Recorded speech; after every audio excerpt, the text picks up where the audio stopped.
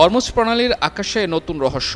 যুক্তরাষ্ট্রের নৌবাহিনীর একটি অত্যাধুনিক নজরদারি ড্রোন হঠাৎ করে নিখোঁজ হয়েছে। MQ-4C ট্রাইটন মডেলের এই ড্রোনটি মাঝ আকাশে জরুরি সংকেত পাঠানোর কিছুক্ষণ পরই রাডার থেকে অদৃশ্য হয়ে যায়। প্রতিবেদন অনুযায়ী ড্রোনটি পারস্য উপসাগর ও হরমুজ প্রণালী এলাকায় প্রায় ৩ ঘন্টা নজরদারি মিশন শেষ করে ইতালির সিসিলিতে অবস্থিত নেভাল এয়ার স্টেশন সিগোনেলা ঘাঁটিতে ফেরার পথে ছিল। ঠিক সেই সময় ঘটে অপ্রত্যাশিত এই ঘটনা।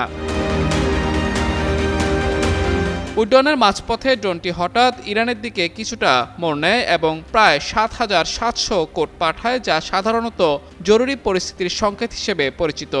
বাংলাদেশের প্রথম 5D AI ইনভার্টার যুক্ত সর্বোচ্চ বিদ্যুৎ সাশ্রয়ী যমুনা এয়ার কন্ডিশনার।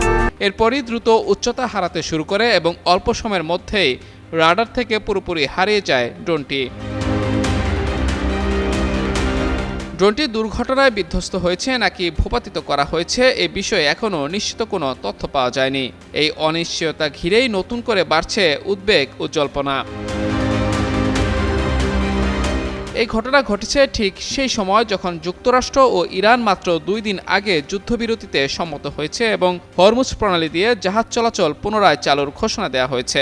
ফলে ঘটনাটি আঞ্চলিক নিরাপত্তা পরিস্থিতিকে আরও সংবেদনশীল করে তুলেছে।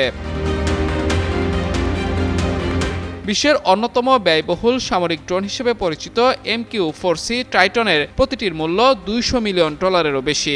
দীর্ঘ সময় ধরে কৌশলগত নজরদারি চালানোর জন্য বিশেষভাবে তৈরি এই ড্রোনকে যুক্তরাষ্ট্রের নজরদারি ব্যবস্থার একটি গুরুত্বপূর্ণ অংশ হিসেবে বিবেচনা করা হয়। প্রচলিত বিমানের তুলনায় এই ড্রোন সমুদ্রপথের গুরুত্বপূর্ণ সংকীর্ণ অঞ্চল বা চেকপয়েন্টে টানা নজরদারি চালাতে সক্ষম। এটি প্রায়ই উচ্চ আকাশ থেকে গুরুত্বপূর্ণ তথ্য সরবরাহ করে থাকে টহল বিমানের কাছে।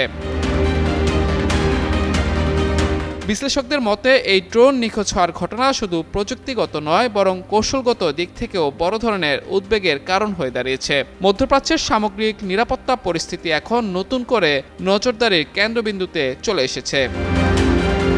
মাহমুদুর রহমান, যুগান্তর নিউজ।